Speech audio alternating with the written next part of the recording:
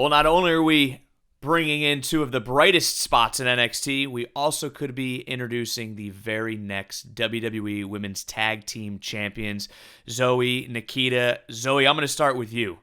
It was a surprise to many about you both being entered into the WWE Women's Tag Team title tournament.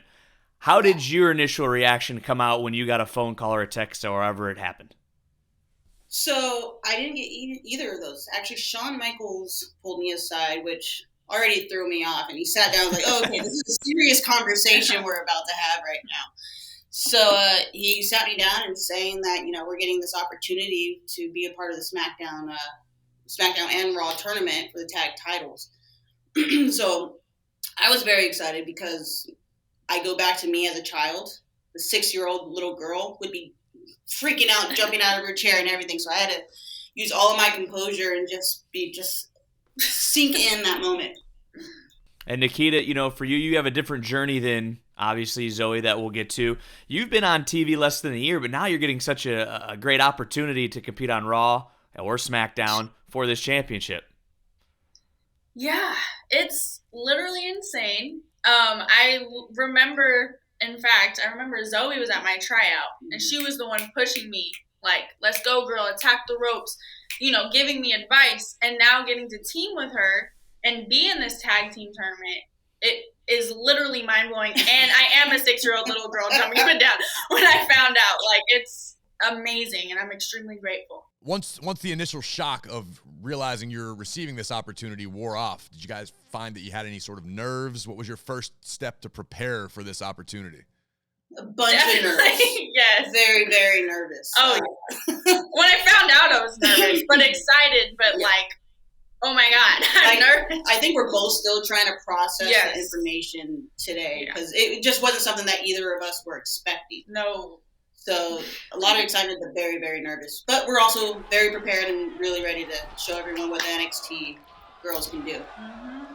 Nikita, I want to come back to you for a moment here. Less than a year, but what was your journey like to get to WWE? Because you come from an entertainment background, but at the same time, you can also legitimately beat the holy hell out of just about every female or man on the roster. Well, thank you. Where do I even start? Honestly, I see it. You know that metaphor of the glacier? A lot of people don't see that foundation that's under the water, that all the hard work, blood, sweat, and tears, sacrifices, 19 years for me to get where I am now. I started in the entertainment industry at 3-4 years old. I just turned 23. And a lot of people be like, oh, you were a kid, this and that. No, your kid was grinding that entire time. I promise you. Like, a lot of people only see like, oh, the overnight success. But in reality, it was constant rejection. Constant, you're too thick to play this role. You should dye your hair brunette. You'll never be the hot girl, this and that. And I'm like, really? Watch this. You know what I'm doing behind my hand.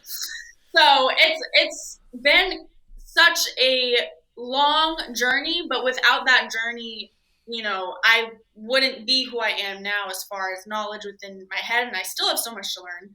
But I started with dance, and then I did a striptease my first recital at 2 years old. My mom was like, you need martial arts, you need to learn how to have discipline.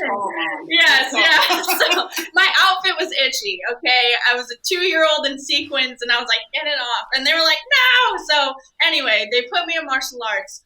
I loved it, Taekwondo to be exact, at the time. I got my black belt in that. I never missed a day of it. Got back into dance, continued with dance, while still, being an enthusiast for MMA.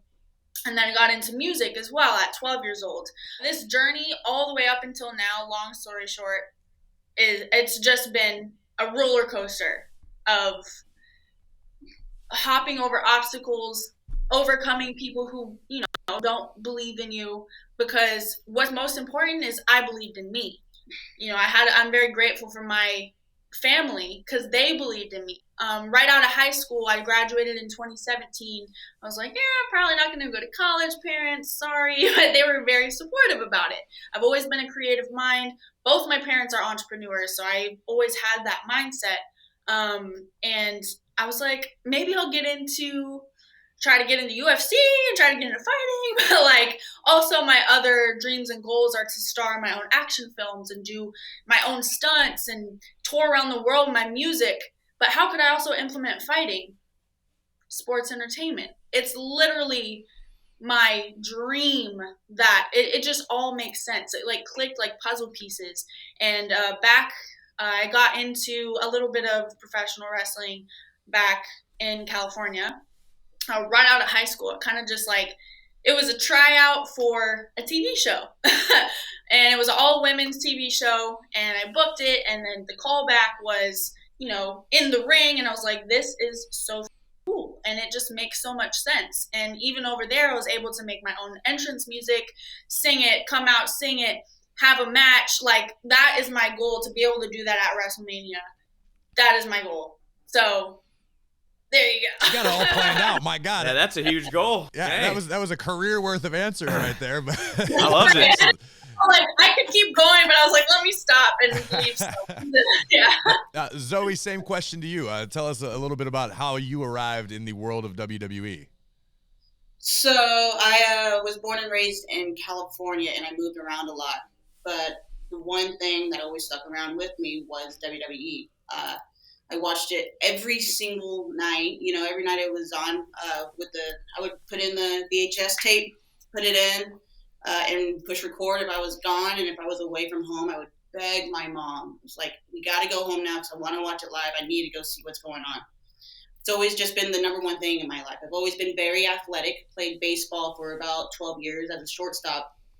And after a certain point, when I hit high school, I just kind of fell away from baseball, but I always continued on with wrestling. The other thing I should mention, I grew up in San Bernardino, which was not a very good area. It's one of the top 10 worst cities to grow up in. So my dad wouldn't let me outside. So what would I do? I would watch wrestling. I would play the video game.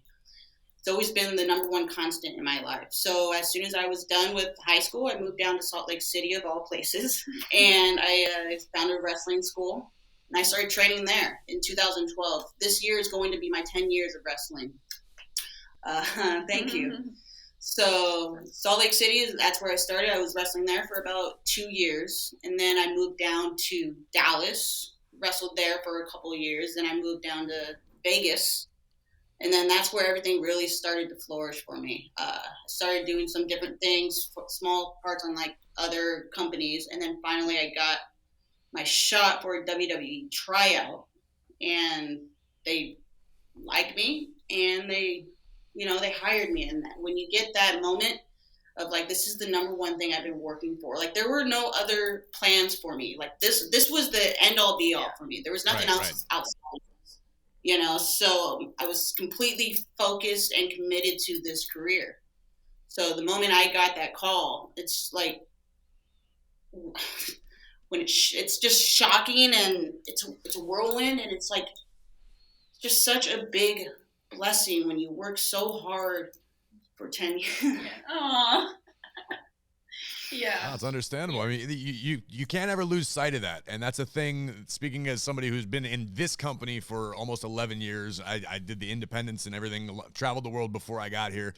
I understand what you're feeling. Your dream is in your fingertips. Now what happens next, it's kind of on you guys. You know what I mean? The decisions you make, the effort you put in, and you guys right now, take your time. It's cool. I can fill time for a living. That's what I do. but you guys both have massive opportunities right now.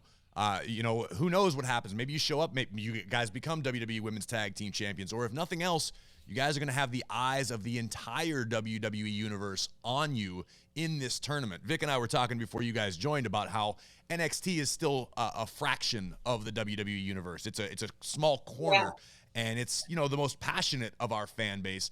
But you're going to get a lot of new people, a lot of new eyes on you. What are you guys doing, Nikita? I'm going to start with you, to prepare differently, knowing that you're going to be on Raw or SmackDown in the next several weeks as part of this tournament. How are you preparing differently versus a standard week at NXT? I'm just fully focused, committed to the gym. I'm going to be, once we're done here, I'm going to get into the ring, and we're going to start working together, figuring out what we could do as a team. Yeah, and I feel like, too, a lot of it is mental. Sure. A lot of it is mentally preparing, and I'm very big on law of attraction, manifesting, visualizing, and like every night I will be visualizing that moment when we walk out. Yeah. I believe mentally preparing alongside with us working in the ring together, which we are already doing, Yes. somewhat, but even more so now, and mentally preparing every single night. I'll be on my meditation for real. Like, a lot of people are like, oh, she's wacko, but listen, it works clearly. So just the mental preparation and just reminding myself of all that hard work that we've both been through, the different paths, but brought us to the same place. And I'm a strong believer in everything happens for a reason. And a lot of manifesting. We were talking about that before we came on. It's like I have a dream board at home right in front of my door, and it's Raw, SmackDown, all the championships, and all that. And now, I'm going to finally be able to take one of those off, SmackDown, and then hopefully, that becomes a permanent thing after that. Like what you hear? Catch full episodes of After the Bell on Spotify. Follow us now and never miss an episode.